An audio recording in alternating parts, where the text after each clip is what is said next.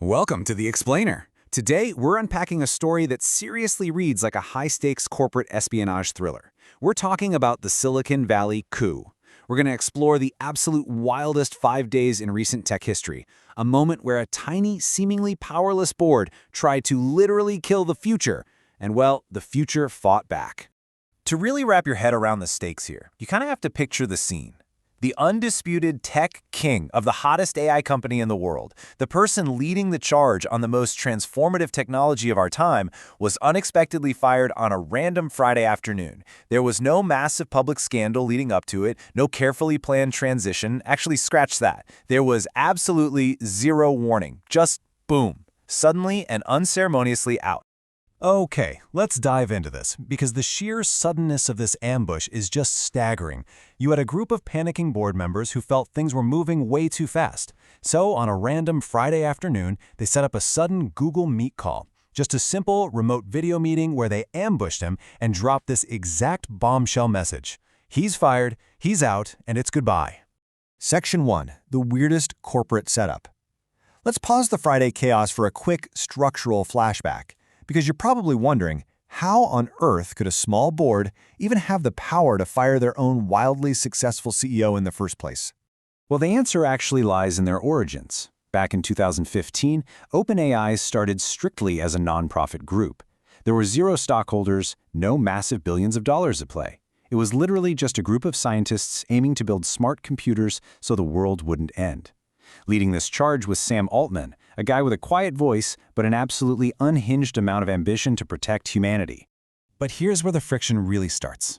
Building artificial intelligence requires massive supercomputers, right? And supercomputers cost billions of dollars. Traditional nonprofits simply do not have that kind of capital sitting around. So this harsh financial reality forced Altman to invent a completely bizarre corporate loophole to fund their mission. And this brilliantly illustrates that exact loophole. Think of OpenAI's structure like a highly lucrative, for-profit lemonade stand operating directly inside a traditional nonprofit church. The stand is making billions selling lemonade to the public, but the safety-obsessed priests at the church, they still hold the ultimate keys to the building. And those priests didn't care about the money. Their absolute only concern was safety.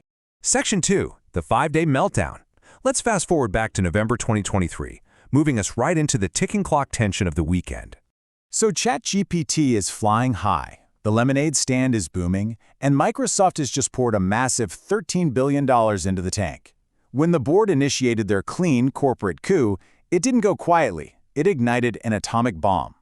Silicon Valley went into an absolute meltdown.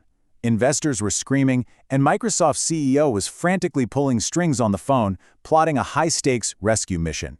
But you know, the real kicker didn't even come from the investors. It came from the actual employees. By Sunday, the sheer scale of the internal revolt was unprecedented.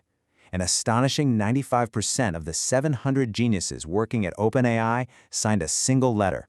It was a very simple, direct threat to the board. If Sam doesn't come back, we all walk out the door right now. Now, what's really interesting about this is the sheer financial gravity of the board's miscalculation. $90 billion. By Monday morning, the board realized they hadn't just fired a CEO. They had accidentally erased a staggering $90 billion company over a single weekend. The value practically vanished in the chaos. Let's map this out and see how this builds, because the rapid escalation is breathtaking. From a sudden Google Meet ambush on Friday, to a 95% employee revolt on Sunday, to $90 billion erased on Monday. It all culminates on Wednesday when the pressure becomes completely insurmountable, and Sam Altman returns victorious. Section 3. The ultimate irony. Let's look at the fascinating philosophical aftermath of this whole chaotic corporate thriller. By Wednesday, Sam Altman walked back through the front doors as the absolute king of tech. The board of priests that fired him completely wiped out.